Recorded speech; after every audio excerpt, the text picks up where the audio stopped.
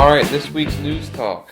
I kind of want to touch on the Grand Tour. I know probably a lot of car guys watched that show on Friday night. I ridiculously stayed up late Thursday night to watch it for its release at midnight. A couple of little thoughts on it.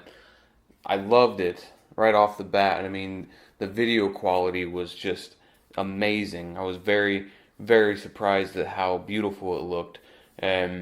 But a couple little things that I didn't really care for was their time fillers, where they couldn't do their news, and then they couldn't interview a celebrity and have them drive around a track to do their times. It showed that they were struggling, I think, with how to fill that time because of the constraints that BBC has on them legally. But I do think that that might have been their clever little way of telling the audience that this part of the show is going to be different going forward. And I think they're just going to kind of work their way into making it something that we all will eventually enjoy. Those are kind of my 2 cents on it. I really enjoyed the show. I think giving them that extra budget really shows the work that they can do. Yes, it was kind of the same thing that they did before in the video parts of it, but that's them. That's who they are.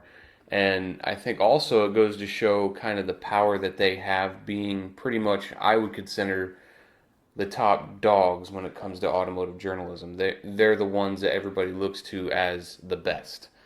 And I think that kind of shows that they were able to pull the McLaren P1, the Porsche 918, and the Ferrari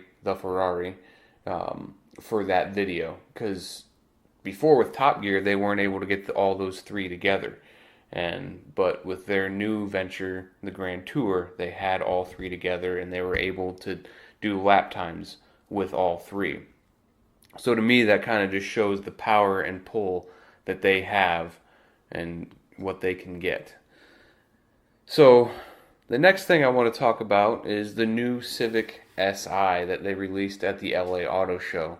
I think it looks way better than I thought it was going to look. The Civic that we have right now I think is pretty weird looking, but this new Si, what they've done with the fascia and everything, I think it looks great.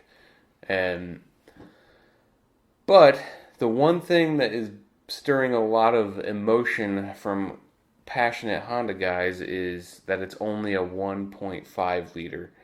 And when I was watching the live release on Facebook, when he said 1.5 liter turbo, everybody was 1.5 question marks, and just, I can't believe they're going with that small of an engine. But one thing to think about, it's going to be turbocharged. They're claiming it's going to be the most powerful Civic Si ever. So I'm pretty excited about it. And going forward, everybody's going to be going with smaller displacements. They have to get those emissions down to where they meet government standards. So I think it's going to push technology forward. And think of the tuning options that are going to be available with a turbocharged engine. I think these things are probably going to come out very mildly tuned, and just a plug-and-play tune is going to make these things a lot of fun. So I can't wait to see one for myself at the Chicago Auto Show, sit in one, feel it, and hopefully I can bring you guys just a short little video on that when I'm there. News for Carguments. I have t-shirts now. Really excited about that. Put a link in the description below of where you can get the t-shirts if you want. I just got an email back. We should be able to get hats on there in the store as well. I'm going to try to do that tonight, get that set up to where you guys can get hats. And moving forward to Facebook questions, we had one question this week, again from Joey Shum. He had a good question. He said, what do you think of the new Colorado ZR2 suspension? Do you think that the use of spool valve shocks will become standard on off-road trucks in the future? Yeah, from what I found on that, they look really, really advanced. They're the same thing that came out of the Camaro Z28, the spool valve suspension in there, but they added a third valve for more off-road use.